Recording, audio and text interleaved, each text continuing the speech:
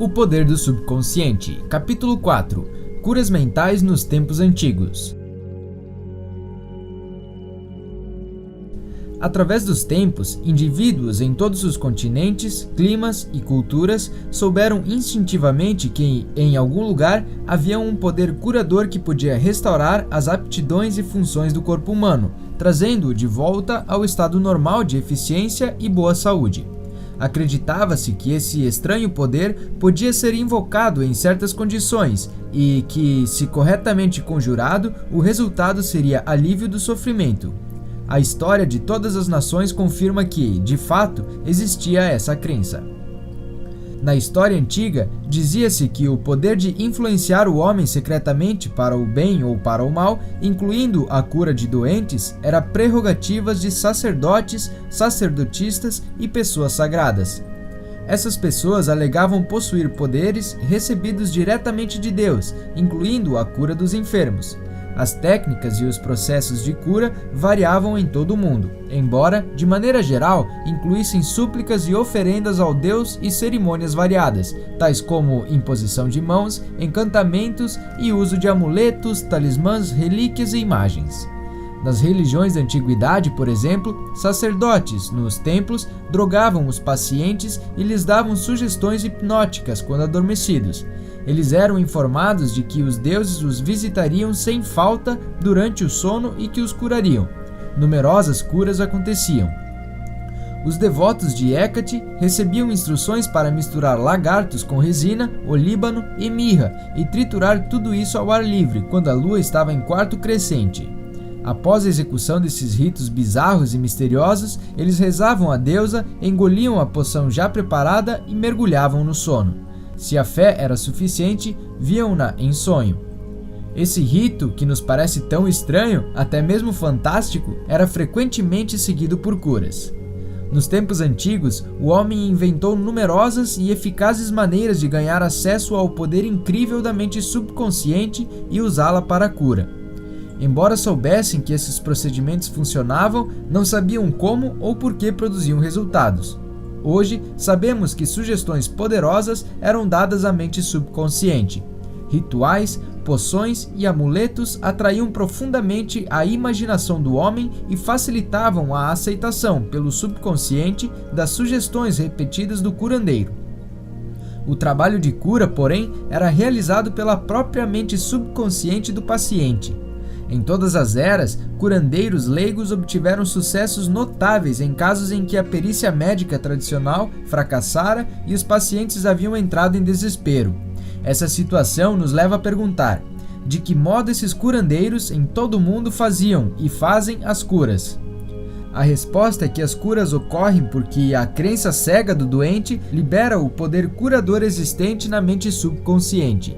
Quanto mais fantásticos e estranhos os remédios e métodos usados pelos curandeiros, mais provável era que os pacientes acreditassem que algo tão estranho tinha que ser incomumente poderoso. A excitação emocional tornava-lhes fácil aceitar a sugestão de saúde, tanto pela mente consciente quanto pela subconsciente. Esse ponto será discutido em mais detalhes no capítulo seguinte. Relatos bíblicos de uso dos poderes do subconsciente. Por isso vos digo que tudo quanto em oração pedirdes, credes que recebestes, e assim será convosco. Escutem novamente essa passagem e prestem toda atenção à diferença nos tempos dos verbos. Por isso vos digo que tudo quanto em oração pedirdes, credes que recebestes, e assim será convosco. Os verbos crer e receber estão no presente, ao passo que o assim será convosco está no futuro. O inspirado evangelista nos diz algo da mais alta importância com essa diferença aparentemente pequena na construção gramatical da sentença. Se acreditarmos e aceitamos como verdade o fato de que nosso desejo já foi atendido e realizado, que já foi completado, sua realização se seguirá como algo no futuro. O sucesso dessa técnica reside na convicção profunda de que o pensamento, a ideia, a imagem já está na mente. Se queremos que alguma coisa tenha substância no reino da mente, ela deve ser pensada como realmente existente. No trecho bíblico, temos, em poucas palavras enigmáticas, uma instrução concisa e específica sobre a maneira de usar o poder criador da mente, isso é, gravando no subconsciente aquilo que desejamos. Nosso pensamento, ideia, plano ou objetivo são tão reais em seu próprio plano como nossa mão ou coração no corpo. Ao empregar a técnica bíblica, varremos inteiramente da mente todas as considerações sobre condições, circunstâncias ou qualquer coisa que possa implicar resultado negativo. Estamos plantando na mente uma semente, conceito, que, se a deixarmos em paz, germinará sem falta e terá fruição externa. A condição em que Jesus insistia acima de todas era a fé. Repetidamente lemos na Bíblia: faça-se-vos conforme vossa fé. Se plantamos certos tipos de sementes no solo, temos fé em que elas germinarão segundo a sua natureza. É assim que se comportam as sementes e, confiando nas leis do crescimento e da agricultura, sabemos que elas brotarão segundo sua natureza. A fé, descrita na Bíblia, é uma maneira de pensar, uma atitude mental, uma certeza íntima, a convicção de que a ideia que aceitamos sem reservas na mente consciente será assimilada pela mente subconsciente e tornada manifesta. A fé é, em certo sentido, a aceitação como verdade daquilo que nossa razão e sentidos negam. É um fechamento, a recusa em escutar a pequena, racional, analiticamente consciente e adotar uma atitude de confiança completa no poder interior da mente subconsciente. Mas vejamos um dos exemplos bíblicos mais conhecidos da técnica de cura. Tendo ele entrado em casa, aproximaram-se os cegos, e Jesus lhes perguntou: credes que eu posso fazer isso? Responderam-lhe: sim, Senhor. Então lhes tocou os olhos, dizendo: faça-se-vos conforme a vossa fé. E abriram-se-lhes os olhos. Porém, os advertiu severamente, dizendo: acautelai-vos de que ninguém o saiba. Ao dizer faça-se-vos conforme a vossa fé, Jesus estava pedindo abertamente a cooperação da mente subconsciente dos cegos, cuja fé era a grande esperança, o sentimento profundo, a convicção interior de que alguma coisa milagrosa aconteceria, que a prece que haviam feito seria atendida. E por isso mesmo foi. Essa é a técnica de cura consagrada pelo tempo, utilizada por todos os grupos de cura em todo o mundo, qualquer que seja a afiliação religiosa. Ao dizer acautelai-vos de que ninguém o saiba, Jesus insistia com os pacientes curados para que não discutissem com outrem a cura recebida. Se assim fizessem, poderiam ser prejudicados por críticas céticas ou depreciativas dos incrédulos. Essa situação, por seu lado, poderia contribuir para desfazer o benefício recebido das mãos de Jesus, ao depositarem na mente subconsciente pensamentos de medo, dúvida e ansiedade. Que palavra é esta, pois, que com autoridade e poder ordena aos espíritos imundos e eles saem? Quando o buscaram, os enfermos foram curados por sua própria fé, juntamente com a fé e a compreensão de Jesus do poder curador da mente subconsciente. Tudo o que decretava, ele sabia no íntimo que era verdade.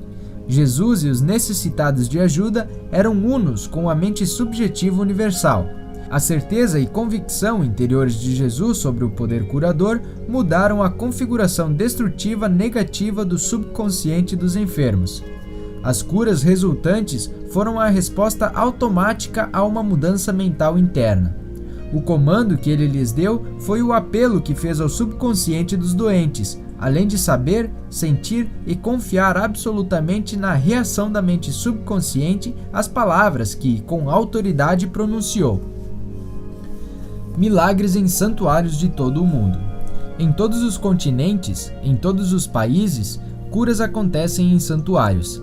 Alguns são mundialmente famosos, outros conhecidos apenas dos que moram nas suas proximidades.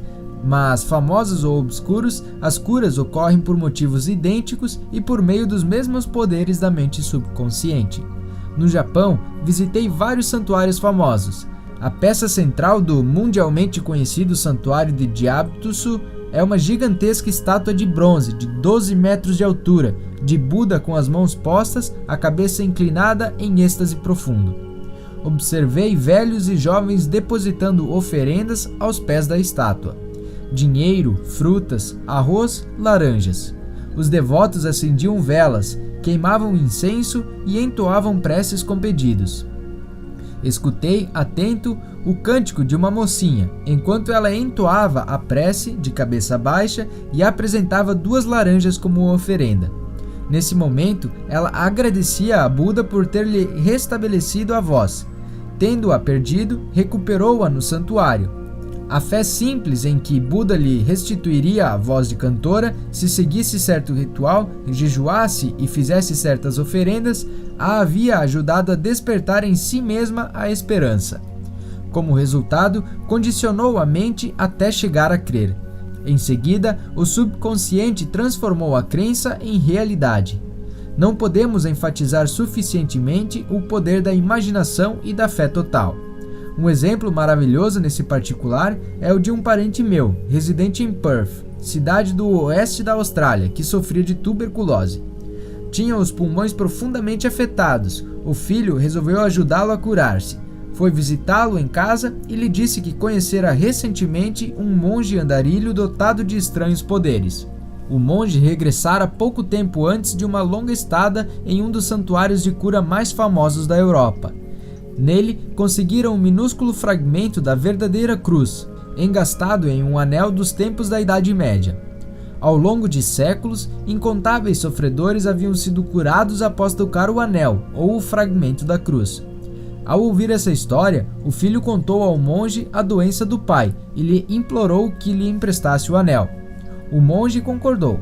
Em vista disso, o filho lhe fez um donativo espontâneo equivalente a $500. Quando mostrou o anel ao pai, o idoso cavalheiro praticamente arrancou-o de sua mão, apertou o anel contra o peito, orou em silêncio e foi dormir. Na manhã seguinte, estava curado. Todos os testes clínicos deram resultado negativo. Curas como essa acontecem o tempo todo. O mais notável em tudo é que a espantosa história do filho não passava de uma invenção. Na verdade, ele pegara um fragmento de madeira comum na rua, levara-o a um joalheiro e mandara engastá-lo em um anel de desenho antigo. Em seguida, deu-o ao pai. O leitor sabe, naturalmente, que não foi o pedacinho de madeira apanhado na rua que curou o pai do rapaz. Não foi a imaginação despertada em grau intensíssimo, além da esperança confiante em que ficaria inteiramente curado. A imaginação ligou-se à fé, que é uma emoção subjetiva, e a união das duas realizou a cura pelo poder do subconsciente. O pai jamais soube do estratagema. Se isso tivesse acontecido, ele, quem sabe, poderia ter sofrido uma recaída. Mas, em vez disso, a tuberculose jamais voltou. Permaneceu inteiramente sadio e faleceu de outras causas 15 anos depois, com a idade de 89 anos. Um único princípio universal de cura. É fato bem conhecido que todas as várias escolas de cura proclamam sucessos documentados dos mais maravilhosos tipos. A conclusão mais óbvia que ocorre à mente é que deve haver algum órgão ou processo comum a todas elas. Na verdade, há. O órgão de cura é a mente subconsciente e o processo, a fé. Pense bem nas verdades fundamentais seguintes.